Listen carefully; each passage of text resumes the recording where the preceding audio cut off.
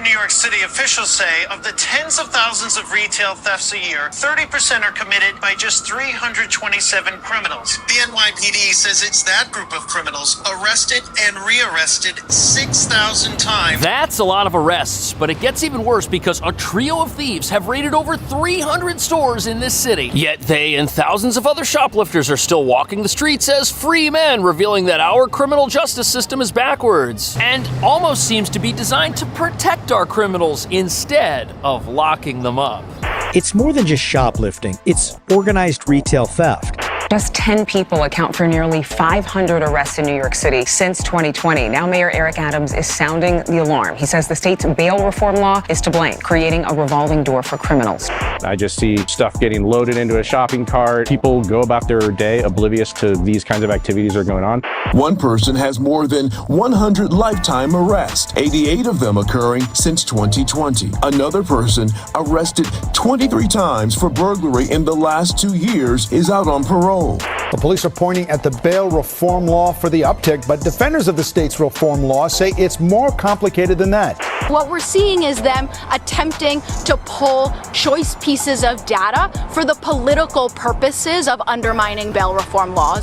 Our criminal justice system is insane. Judges cannot set bail for crimes like robbery, burglary, and assault. People charged with those crimes are released until they're called for trial.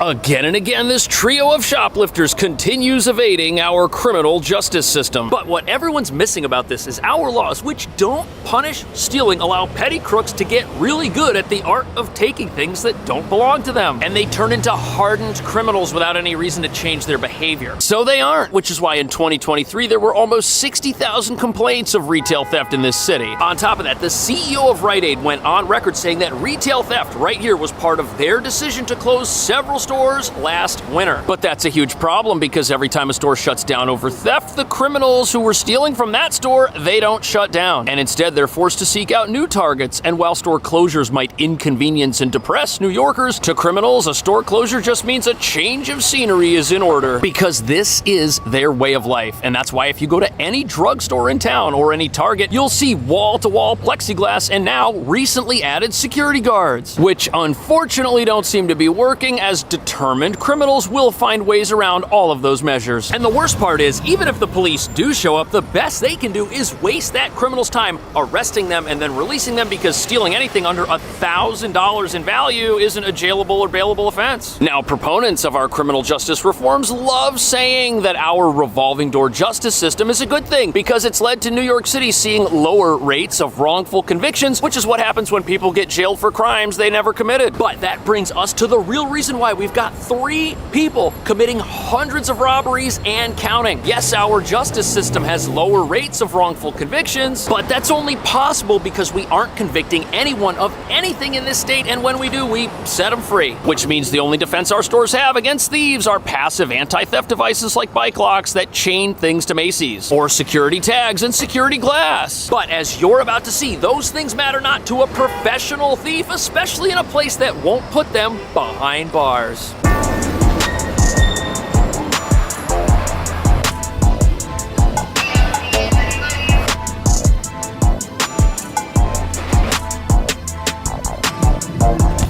So as you can see, our stores are pretty stacked with security, which might do a lot to keep an honest man honest, but don't really do a whole lot to stop a determined professional thief from taking what they want. We've talked to store owners, neighbors, loss prevention, and prosecutors. But the one voice we really haven't heard from, the criminals themselves. I wasn't stopping for nothing. Martin Castaway led a crime ring which hit big box stores. Give me a ballpark figure how much you think you made. I mean, hundreds and hundreds of thousands. So here we have an interview with a career criminal who steals for a living from places like Macy's, Target, you name it, he's probably stolen from it. But he explains how trivial in-store security is to thieves like our career criminals in New York who've robbed over 300 stores. And it didn't matter to him, and he's located in a place where he eventually went to jail for stealing. And the reason thieves don't care is because there's just too much money at stake for criminals to quit taking things that don't don't belong to them and get real jobs. And in most cases, it's too easy for them to make off with tens of thousands of dollars of merchandise, which they then turn around and resell in order to make money. And in New York, we still haven't figured that out, which is why we've got anti-theft devices, which are supposed to be the be-all, end-all of criminality, and obviously they aren't, especially when they aren't properly secured. But these thieves, they don't just randomly run into a place and take stuff. No, they've got a list of what they want, they know where to go and get it, they know when to go and get it, and nothing is gonna stop them from bringing it out the front door of the store. If I see a security dude, I know he can't touch me.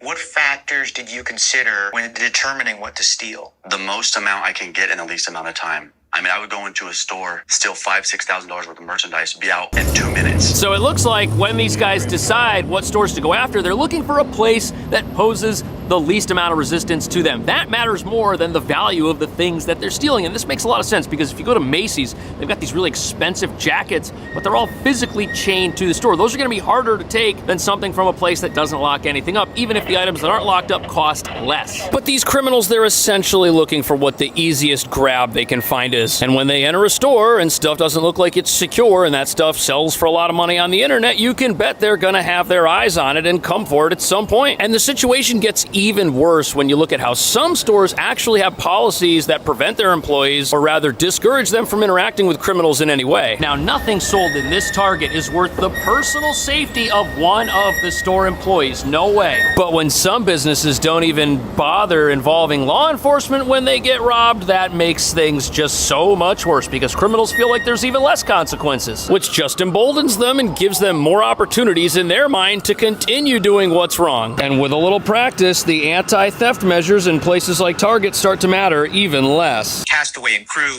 parked close with a getaway driver standing by. Anti-theft devices like security ties that tether merchandise to the rack might slow him, but wouldn't stop him. And if it had a cable on it, I don't care. I have a pair of cutters in my pocket that say this stuff's mine anyways. Castaway stole armloads. Wow, so I guess if you're a real thief, anything that uses a cable to secure it to the store, like a bike lock or a cabinet, they just cut right through those with tools they're carrying with them. That's awful. But it makes sense. If this guy is able to go into a store that's understaffed as it is, and he's able to make off with a whole rack of coats, that's a lot of profit selling those things at 30, even 40% off online. They're probably gone almost immediately. The same goes for popular everyday items like deodorant. Amazon, eBay, Facebook Marketplace, you can find that stuff being sold all over there. There are so many ways to get rid of stolen items that when people aren't punished for stealing, they get rewarded almost instantly for their crime. But there's a couple things about theft in New York City that make it even worse than it is in other places. First of all, in order to be one of these criminals, you have to have some computer skills. You got to be able to sign up for Amazon and offload your stuff there. You have to know how the internet works. But here, if you don't know how the internet works and you're able to take things that don't belong to you, you can find other people who do, or in some cases, you can just sell that stuff right on the side of the street, like a person I saw selling things out of a suitcase right in front of the bus terminal in Midtown. Plus, there are large numbers of independent businesses run by people who prey off other businesses that are willing to buy stolen merchandise, take the tags off, and then sell it in their stores. Places here have been caught doing that too. But the saddest part about all this is that the people committing these crimes, oftentimes they themselves are victims of something even worse. What can be done in our community to help reduce shoplifting? Say more treatment programs. Would tougher laws or penalties change this? I don't think so at all. I think anybody who's engaged in this type of acts, I would say 70-80% of them, they need treatment, not prison. In Castaway's case. So this testimony lines up with what a lot of other investigators have found. Oftentimes the people that are doing the actual stealing, the grunts on the ground that are taking things from stores, they're suffering from other addictive behaviors. And stealing things enable them to keep getting the fast money they need to continue what is a downward spiral. Which makes you wonder, should we have harsher penalties for people who sell things that they shouldn't? But the real issue is that this crook, he's in jail, yet our city's full of career criminals that are walking the streets right now looking for their next target. And there are many who say that if our thieves couldn't just walk right past security guards and right out of the front door of a store with nothing to worry about, we would have a lot less theft. Yet for some reason in this town, we don't seem worried that our criminals aren't worried about anything, and that threatens every single business we have.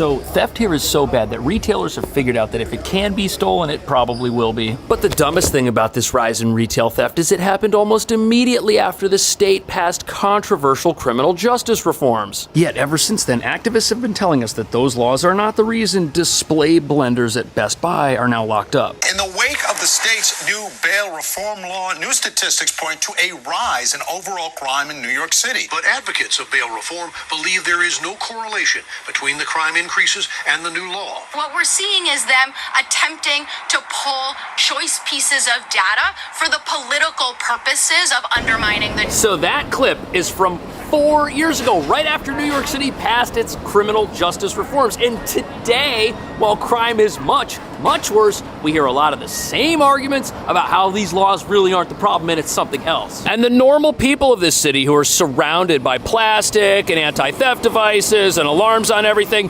when they shop, they're told that they're not smart for thinking that we've got a theft problem here. Instead, we're told that feeling like crime is making things worse for everybody, that those are just political viewpoints that don't line up with reality, and that those views are propagated by people who want to lock up criminals who are actually innocent and throw away the key. Yet today we've got 3 people that are out there robbing hundreds of stores over and over again. Obviously something about that is just not right, and if we would do something about it, like maybe put those 3 people in jail, a lot of businesses would be saved a lot of trouble. But the worst part is, to many people, this rise in crime was entirely predictable. Our criminal justice system is insane. Also under the law, judges cannot set bail for crimes like robbery, burglary, and assault.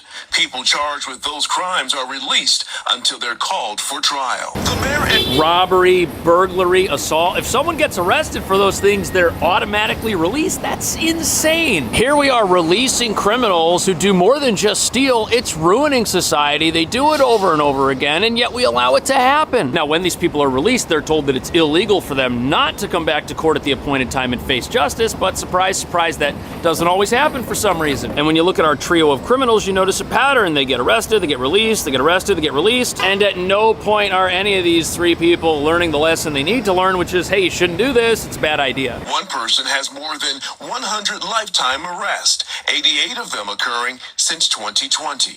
Another person arrested 23 times for burglary in the last 2 years is out on parole. 100 arrests. That's just absolutely ridiculous. What kind of system arrests somebody 100 times and releases them 100 times and expects things to change? And what lessons do we expect shoplifters with hundreds of arrests to learn the next time it happens? Nothing. Yet we hear from activists that, oh, it's so much more complicated than that. No, it's not. If it were, you wouldn't have to have a security guard here at this Walgreens, and if our criminals were locked up like our products, they wouldn't escape and rob our stores. Yet when average New Yorkers go into a store, everything's locked up and the prices are higher than what they used to be. They wonder why that is. And they don't make the connection between all of this security and these extra high prices. Why else are these no-name Walgreens brand water bottles $15 when on Amazon you can get stuff cheaper than that that's an actual brand? Well, that's because, as you can see by this wall of plastic behind me, if you try to sell stuff out of a physical business in this city and you don't lock it up, it's gonna leave the store by itself. And it costs extra to make sure that doesn't happen, and you and I have to pay for it. Yet as we've seen, some criminals don't even care about these measures. And when criminals clear out our shelves, you've essentially got a system where the law-abiding who pay for things subsidize the cost of all that crime. This is essentially wealth redistribution from the law-abiding to the criminal underworld, and most of our elected officials, except for our mayor, are perfectly okay with it for some reason. The mayor now sending an SOS to state legislators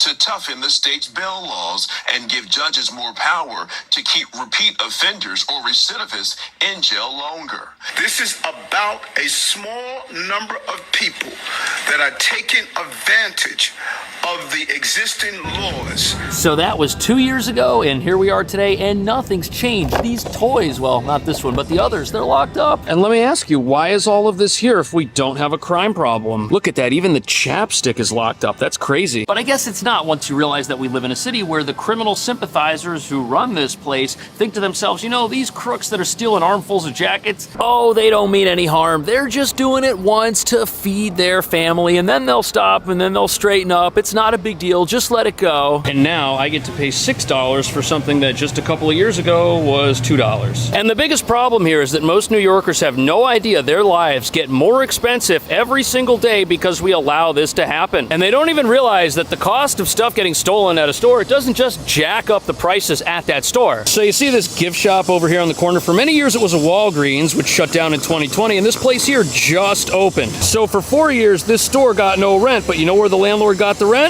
The apartments that are upstairs. That's a rental building.